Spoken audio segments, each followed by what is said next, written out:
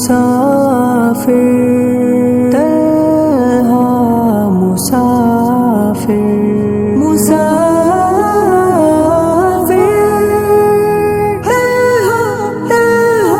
तन्हा मुसाफिर। अस्सलामु अलैकुम वरहमतुल्लाहि वबरकातुह। इन्नल हम्दलिल्लाहि नहमदुहु व नस्तईनुहु व नस्तगफिरुहु व नु'मिनु बिहि व नतवक्कलु अलैहि व नऊज़ु बिल्लाहि मिन शुरूरि अनफुसिना व मिन सय्यिआति अमालिना। من يهده الله فلا مضل له ومن يضلل فلا هادي له ونشهد أن لا إله إلا الله وحده لا شريك له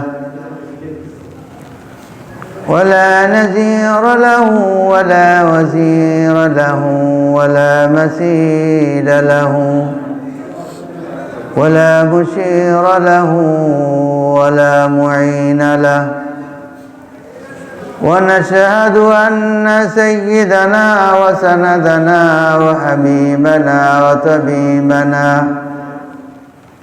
وطبيب قلوبنا وطبيب أرواحنا ومرشدنا ومولانا محمدا عبده ورسوله الذي أرسله بالحق بشيرا ونذيرا وداعيا إلى الله بإذنه وسراجا وقمرا منيرا. اللهم صل على سيدنا ومولانا محمد في أول كلامنا. اللهم صل على سيدنا ومولانا محمد في أوسط كلامنا. اللهم صل على سيدنا ومولانا محمد في آخر كلامنا. وصلى الله تعالى على خير خلقه محمد وعلى آله وأصحابه أجمعين. أما بعد فأعوذ بالله من الشيطان الرجيم. بسم الله الرحمن الرحيم. يا أيها الذين آمنوا إذا نودي للصلاة من يوم الجمعة فاسعوا إلى ذكر الله وذروا البيع ذلكم خير لكم إن كنتم تعلمون. صدق الله مولانا العظيم. وقال رسول الله صلى الله عليه وسلم خير يوم يوم الجمعة طلعت فيه الشمس أو كما قال عليه الصلاة والسلام. उपस्थित मोहतरम हाजिरीन, नहायत काबिल एहतराम मोहतरम और मुअज़्ज़ज़ मुसल्लियान कराम, अल्लाह जल्ला शानुहुर लाखो कोटी शुक्रिया। আল্লাহ রব্বুল আলামিন এই পবিত্র দিনে আল্লাহ রব্বুল আলামিনের মহান হুকুম জুমার নামাজ আদায়ের উদ্দেশ্যে আল্লাহর ঘর মসজিদে হাজির হয়ে দিনের কিছু আলোচনা করা এবং শুনবার আল্লাহ পাক আমাদেরকে তৌফিক দান করেছেন। আমরা সকলেই আমাদের অন্তরের অন্তঃস্থল থেকে শুকর আদায় করি আলহামদুলিল্লাহ।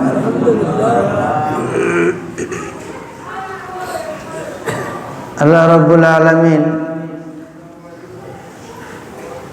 জিন এবং ইনসানকে তার ইবাদতের জন্য সৃষ্টি করেছেন।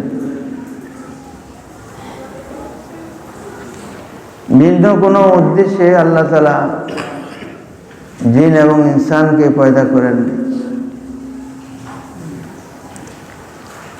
এই জন্য আল্লাহ রাব্বুল আলামিন মানব জাতির জন্য যুগে যুগে নবী রাসূল প্রেরণ করেছেন।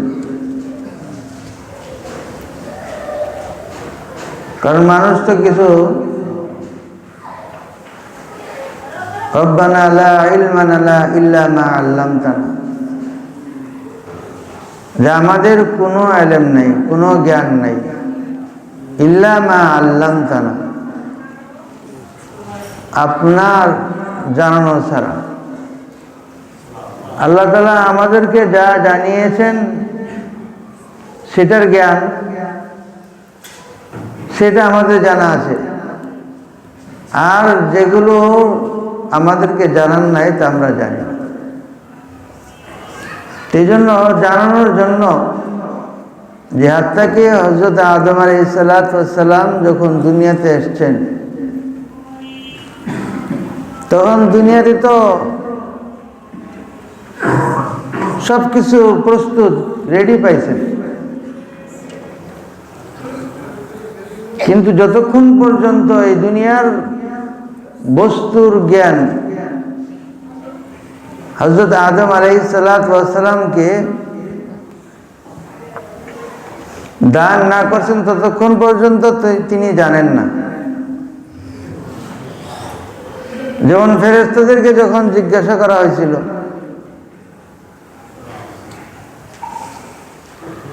যে ফেরেশতারা, যে বস্তুগুলোর যে তোমাদের সামনে পেশ করা হলো এগুলোর নাম বলে দাও। কিন্তু ফেরেশতারা তো তাদেরকে যতটুকু জানানো হয়েছে ততটুকুই জানে।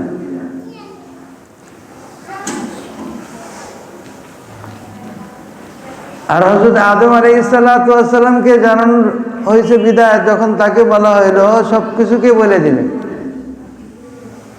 তাহলে এই বস্তুর জ্ঞান এই দুনিয়াতে আমরা যা চোখ দিয়ে দেখি, আমরা বলি, এই সব কিছুর নাম আল্লাহ তাআলা আমাদেরকে শিক্ষা দিয়েছে। যদি আল্লাহ তাআলা আমাদেরকে না শিখাইতেন তাহলে আমরা এগুলো বলতে পারতাম না।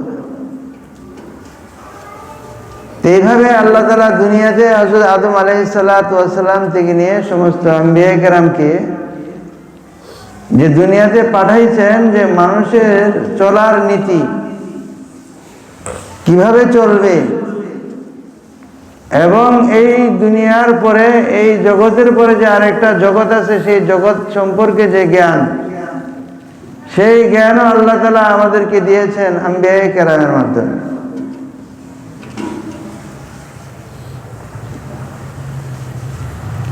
এবং সে মোতাবেক হযরত আম্বিয়া কেরাম তারা তাদের জীবনের সর্বশেষ চেষ্টা পর্যন্ত নিজেরা চেষ্টা করছেন। এমন কোন নবীর জীবনেতে পাওয়া যায় না যে ওই নবী নিজের বাড়ি তৈরি করার জন্য কোথাও কোনো ব্যবসা করছেন বা চাকরি করছেন, এমন কিছু পাওয়া যায় না। ছেলে মেয়েদের জন্য সম্পদ রেখে যেতে হবে, ভবিষ্যৎ একটা চিন্তা আছে, ফিউচার আছে প্রত্যেকেরই। নিজের আহাল আওলাদদের ফিউচারের চিন্তা তারা করেন না, বরং প্রত্যেকে তাদের উম্মতের ফিউচারের চিন্তা করে।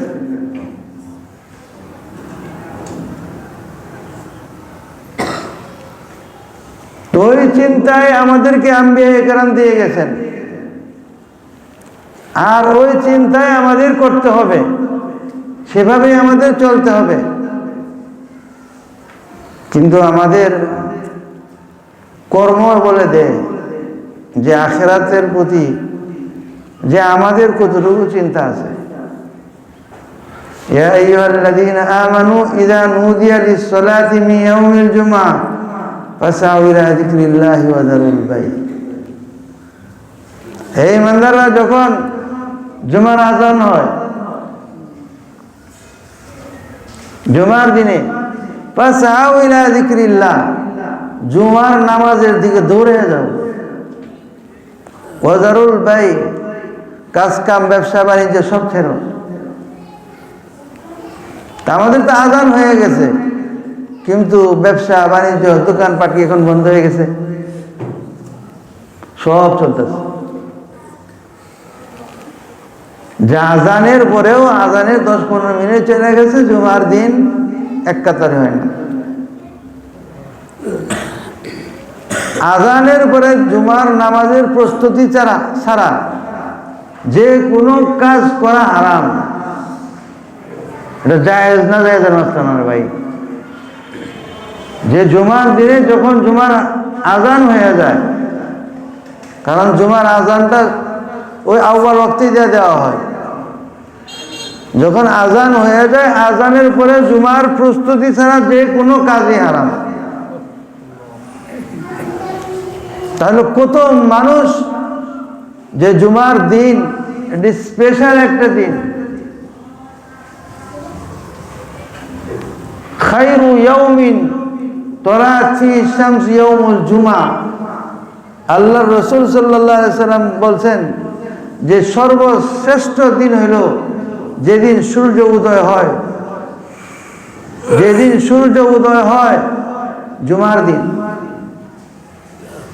সর্বশ্রেষ্ঠ দিন। সূর্য প্রত্যেক দিনই হয়, প্রত্যেক দিনেই দিন, কিন্তু প্রত্যেক দিনকে আল্লাহ রাসূল সাল্লাল্লাহু আলাইহি সাল্লাম শ্রেষ্ঠ দিন বলেন নাই, বরং বলছেন খায়রু ইয়াউমিন তলাআত ফিহি শামস ইয়াউমুল জুমআহ, যে সর্বশ্রেষ্ঠ দিন যেদিন সূর্য উদয় হয় ওই দিনটার নাম হলো জুমার দিন। খায়রে ইয়াউম, উত্তম দিন, শ্রেষ্ঠ দিন। এই শ্রেষ্ঠ দিন কিসের জন্য? যে এই দিনের একটা বড় প্রতিটি অংশ অত্যন্ত মূল্যবান, দামি। এই দিনের মধ্যে এমন একটা সময় আছে যে সময়ের মধ্যে বান্দা যখন আল্লাহর কাছে প্রার্থনা করে দোয়া করবে, সাথে সাথে আল্লাহ তাআলা সেই দোয়াকে কবুল করে নেন।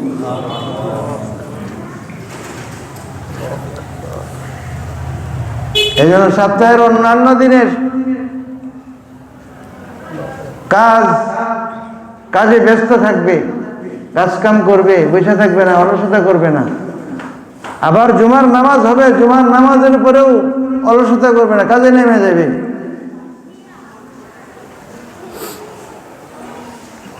ফাইদা কুদিয়াতিস সালাতু ফান্তাশিরু ফিল আরদ, যখন জুমার নামাজ আজান আঞ্জাম হয়ে যাবে জুমার নামাজের, ফাসআউ ইলা যিকরিল্লাহ ফান্তাশিরু ফিল আরদ ওয়াবতাগু মিন ফাযলিল্লাহ, রিজিকের তালাশে বাইরে যাও, জমিনের মধ্যে তোমরা ছড়াইয়া যাও। যেটা হুকুম আছে সেই হুকুম না করে দেখা গেছে জুমার দিনকে গুনার কাজের মধ্যে ব্যবহার করা। জুমার আগেও গুনার মধ্যে লিপ্ত হয়, জুমার পরেও গুনার মধ্যে লিপ্ত হয়।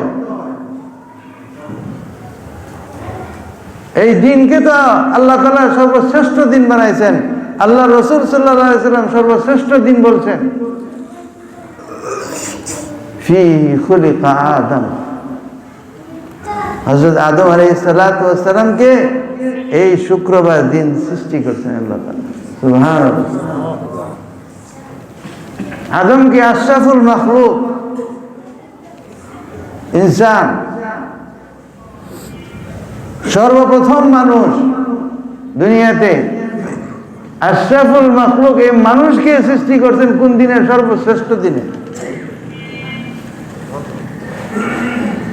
তাহলে যে কওমকে আল্লাহ তাআলা সর্বশ্রেষ্ঠ দিনে সৃষ্টি করছেন, ওই দিনটাও কি যে কম দামি হবে না বেশি দামের হবে? বেশি দামের হবে। যে দিনটার দাম বেশি ওই দিনের মধ্যে আল্লাহ তাআলা আমাদেরকে সৃষ্টি করছে।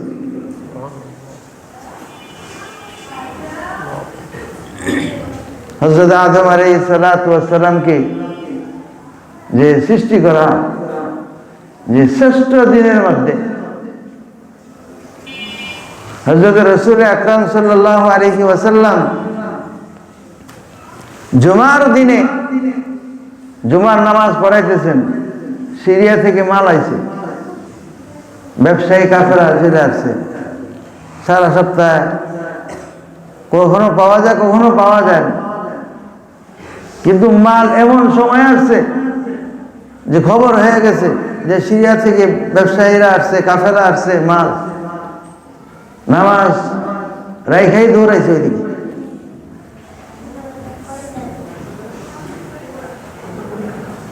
তখন এই সূরা জুমা নাযিল হয়েছে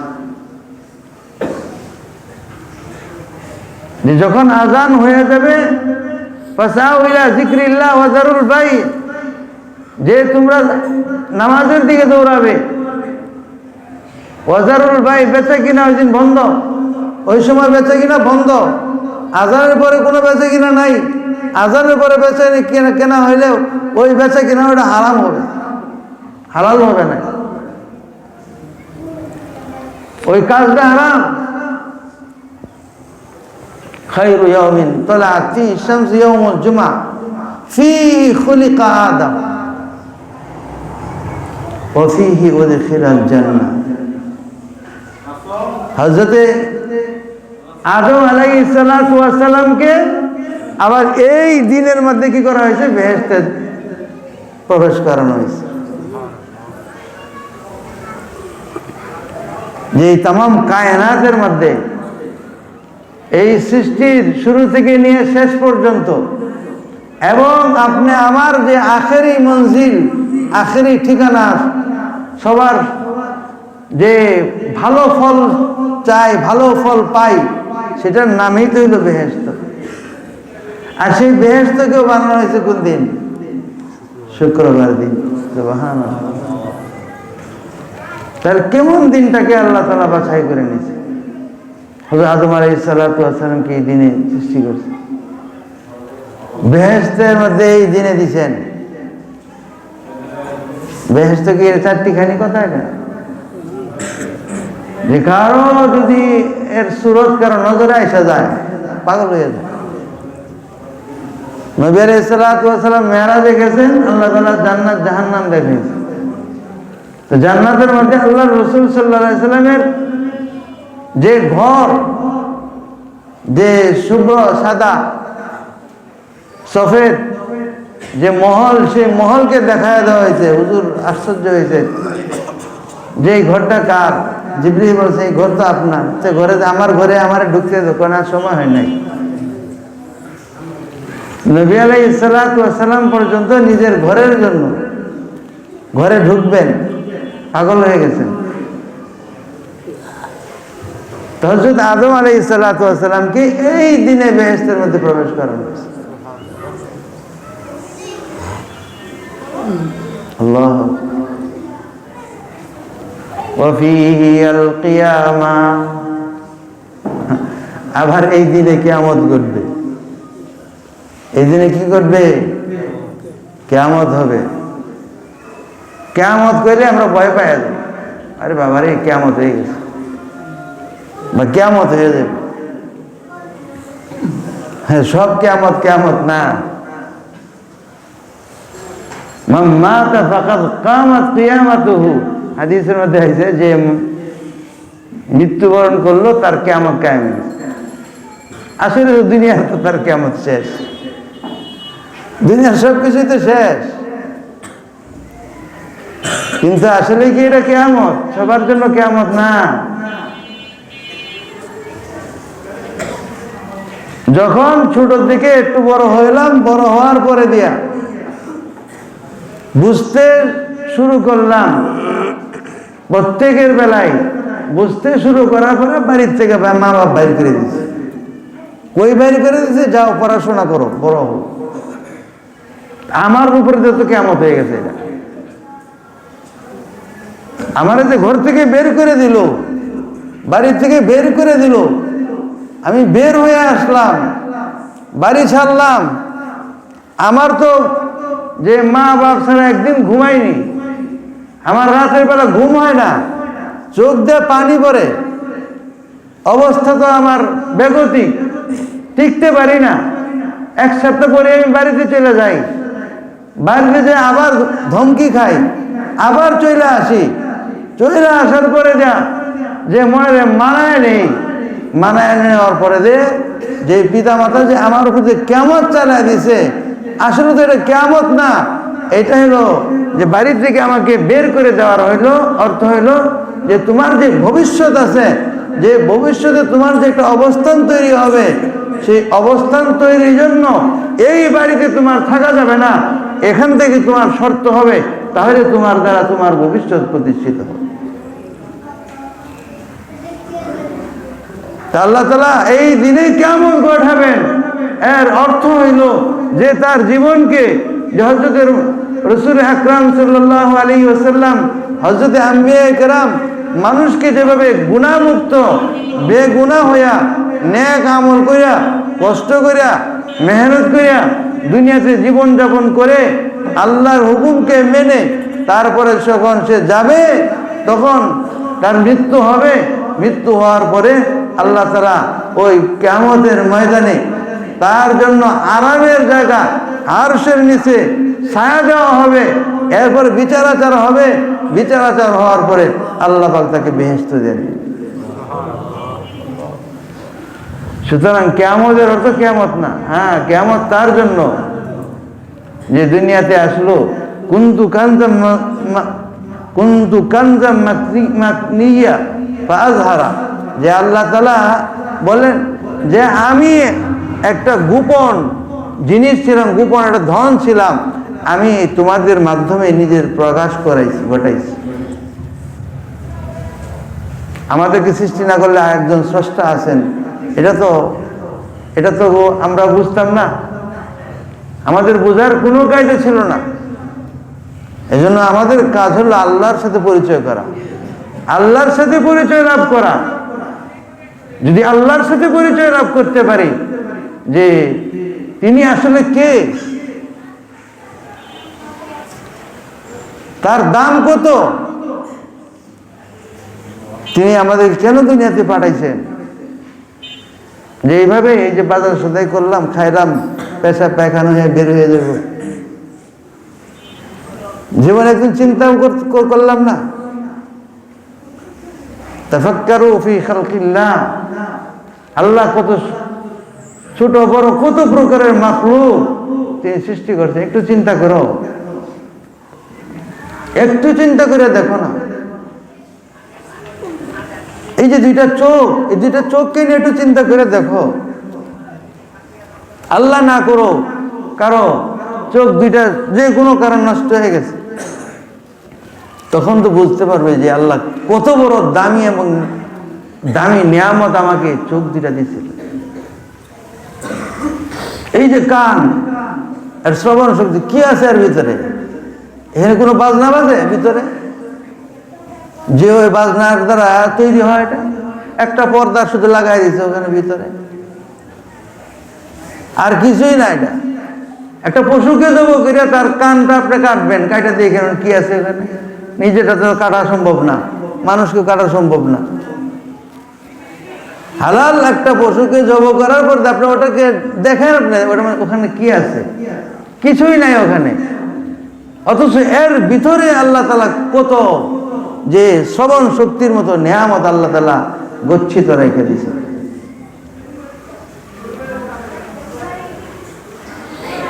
খায়রু ইয়াউমিন ইয়াউমুল জুমআ, খায়রু ইয়াউমিন তালাআত ফি শামস ইয়াউমুল জুমআ, এই জুমার দিন হলো সর্বশ্রেষ্ঠ দিন। এই শ্রেষ্ঠ দিনটাকে আমরা মূল্য দিই। গপ্প গুজারি, আড্ডা, এইগুলোতে লিপ্ত না হইয়া ঘরে বৈশা বা ঘরে পরিবেশ না থাকলে মসজিদে আইসা সূরা কাহফ তেলাওয়াত করে, জুমার দিনের বড় আমল এটা। বুজুর্গানা দিন এটা আমল করছেন, রাসূল সাল্লাল্লাহু আলাইহি ওয়াসাল্লাম নিজে আমল করছেন। বড় বড় ফিতনা থেকে বাঁচা যায়। সবচেয়ে বড় ফিতনা হলো যে দাজ্জালের ফিতনা, যার হাতে জান্নাত জাহান্নাম সব থাকবো। আল্লাহ না করুক আমাদের সামনে চলে আসে, একজনই ইমান থাকবেন, ইমান রাখাই সম্ভব না। আমি যত বড় ইমামই আমার কইব যে তোমার জান্নাতে দিব, আর না হলে টুকরা টুকরা করে শেষ করে দেবে। তখন আমি যুক্তি দিব, মাসলা খাটাই দিব যে এই জান বাঁচানোর জন্য যে কুফরি কালাম অনেক সময় যায় হয়ে যায়, দিলের মধ্যে তো নাই, কিন্তু এই দাজ্জালের বেহেস্তের মধ্যে ঢুকিয়া তোমার ইমান শেষ হয়ে যাবে, এই যুক্তি কাজ হইতো না। আল্লাহুম্মা ইন্না নাউযু বিকা মিন ফিতনাতিদ দাজ্জাল, যেন মুনাজাতের মধ্যে দোয়া করা, আল্লাহ দাজ্জালের ফিতনা থেকে আমাদেরকে হেফাজত করো। দাজ্জালিও চলতেছে সারা দুনিয়ার মধ্যে, এখন দাজ্জালি এখন দুনিয়াকে চালাইতেছে। দাজ্জাল বলতে দাজ্জালের চেলা চামুন্ডা যারা আছে এরা হলো দাজ্জালের পার্টনার। যত গুনার কাজ আছে এখানে এই দাজ্জালের হাত আছে, দাজ্জালের শক্তি আছে এখানে। সে ওই শক্তি চালায়া আমাদেরকে ওই জগৎ থেকে সরাইয়া এই বস্তু জগতের দিকে মনোনিবেশ করতে বলে, বস্তুর সাথে থাকতে বলে, যে প্রকৃতির পূজারী বানায় দেয়। প্রকৃতি সব কিছু, আল্লাহ বলতে কিছু, এটাকে স্বীকার করাতে চায় না। তারা প্রকৃতির পূজারী, আল্লাহর পূজারী না। এই জন্য যে নিজের জীবনকে নিজের হাতে ধ্বংস না করি ভাই, নিজের ছেলে মেয়েদেরকে নিজেরাও নামাজে আসি, ছেলে মেয়েদেরকেও নামাজে নিয়ে আসি, নিজেরাও ঘরে আমল করি, বাচ্চারাও আমাদের আমল দেখে আমল শিখবে। আপনার খানা খাবেন, খাওয়ার একটা তরিকা আছে, বিসমিল্লাহ বলে খাবার খাওয়া, ডাইন হাতে খাবার খাওয়া, উভয় হাত ধুয়ে তারপরে খাবার খাওয়া, দস্তরখান বিছায় খাবার খাওয়া, খাবারকে নষ্ট না করা, খাবারের যে পাত্রটা আছে সেটাকে পরিষ্কার করে খাওয়া। মানুষ মনে করে রাক্ষস হয়ে গেছে, আরে না, রাক্ষস হয়েছে না। তিরমিজি শরীফের হাদিসের মধ্যে আছে যে লা তাদরু আইয়ু ফি তাআমিকুমুল বারাকা, যে তোমাদের খাবারের কোন অংশের মধ্যে বরকত আছে এটা তোমাদের জানা নাই। খাবারের কোন অংশের মধ্যে যে বরকত আছে সেটা তোমাদের জানা নাই। যে গতকালকে তালিম করলাম যে খাবারের মধ্যে মাছি বইছে, হাদিসের মধ্যে আসছে যে ওই মাছিটা দুইটা ডুবাইয়া ফেলাই দেব। কেন? যে মাছির দুইটা যে পর আছে, পাখা আছে, একটা পাখার মধ্যে বিষ, ও 20 টাকা লাগাই দেয়। এই জন্য ধরে ওরা ডুবাই দিলে ওই তার প্রতিষেধক কিন্তু আর এটার মধ্যে রয়ে গেছে, তখন যখন ডুবাই দেয় তখন ওইটা ছেড়ে দেয়। দেখছেন আল্লাহ তাআলার কুদরত, এক মাছির মধ্যে দুই পাখার ভিতরে দুইটা জিনিস রাখছে, একটার মধ্যে বিষ রাখছে আর একটার মধ্যে তার ওষুধ রাখছে। তাহলে যদি ওই ওই মাছিটাকে ধরে চুবাই দেওয়া যায় তাহলে বিষটা শেষ হয়ে যায়। হ্যাঁ, এরপরেও যদি আল্লাহ রাসূল সাল্লাল্লাহু আলাইহি ওয়াসাল্লাম বলছেন যে তোমাদের খাইতে যদি মনের ভিতরে শক শক লাগে তাহলে খাবার পরিহার করো, কিন্তু যদি ধরে তাকে চুবানি দিয়ে দিতে পারো তাহলে ছেড়ে দেওয়ার কোনো দরকার নাই, কারণ তার ওষুধ সেখানে পড়ে গেছে।